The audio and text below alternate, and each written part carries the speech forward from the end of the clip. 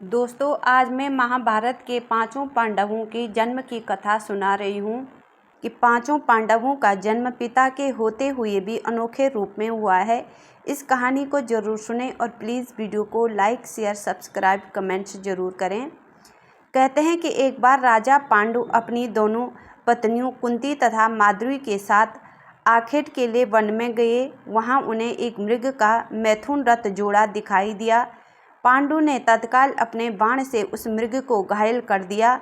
मरते हुए मृग ने पांडु को श्राप दिया, राजन, तुम्हारे समान क्रूर पुरुष इस संसार में कोई भी नहीं होगा। तूने मुझे मैथुन के समय बाण मारा है, अतः जब कभी भी तू मैथुन रथ होगा तेरी मृत्यु हो जाएगी।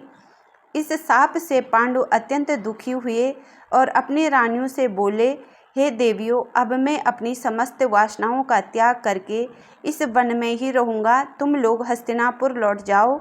उनके वचनों को सुनकर दोनों रानियों ने दुखी होकर कहा, नाथ, हम आपके बिना एक क्षण भी जीवित न रह सकती। आप हमें भी वन में अपने साथ रखने की कृपा कीजिए। पांडु ने उनके अनुरोध को स्वीकार करके उन्हें वन में अपने साथ रहने की अनुमति दे दी। इसी दौरान राजा पांडु ने अमावस्या के दिन ऋषि मुनियों को ब्रह्मा जी के दर्शनों के लिए जाते हुए देखा। उन्होंने कहा, उन ऋषि मुनियों से स्वयं को साथ ले जाने का आग्रह किया। उनके इस आग्रह पर ऋषि मुनियों ने कहा, राजन, कोई भी निसंतान पुरुष ब्रह्मलोक जाने का अधिकारी नहीं हो सकता, अतः हम आपको अपने साथ ले जाने में समर्थ नहीं हैं। ऋषि मुनियों की बात सुनकर पांडु अपनी पत्नी से बोले, हे कुंती, मेरा जन्म लेना ही व्यर्थ हो रहा है, क्योंकि संतानहीन व्यक्ति पितृ ऋण, ऋषि ऋण, देव ऋण तथा मनुष्य ऋण से मुक्त नहीं पा सकता। क्या तुम पुत्र प्राप्ति के लिए मेरी सहायता कर सकती हो?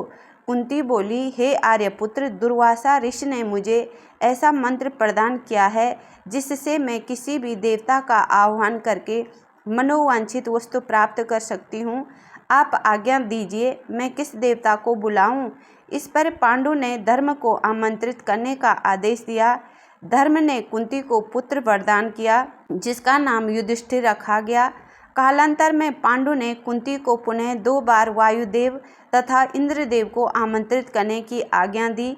वायुदेव से भीम तथा इंद्रदेव से अर्जुन की उत्पत्ति हुई। तत्पश्चात पांडु की आज्ञा से कुंती ने माद्री को उस मंत्र की दीक्षा दी। माद्री ने अश्विनी कुमारों को आमंत्रित किया और नकुल तथा सहदेव का जन्म हुआ। एक दिन राजा पांडु माद्री के साथ वन में सरिता के तट पर भ्रमण कर रहे थे। वातावरण अत्यंत रमणीक था और शीतल मंद सुगंधित वायु चल रही थी। सहसा वायु के झोंके से माद्री का वस्त्र उड़ गया। इससे पांडु का मन चंचल हो उठा और वे मैथुन में प्रवृत्त हुए ही थे कि शापवश उनकी मृत्यु हो गई। माद्री उनके साथ सती हो गई, किंतु पुत्रों के पालन पोषण के लिए कुंती हस्तिनापुर लौट आई। इस प्रकार पांचों पांडवों का जन्म हुआ। दोस्तों, अगर वीडियो अच्छी लगी तो please like, share, subscribe, comments ज़रूर करें।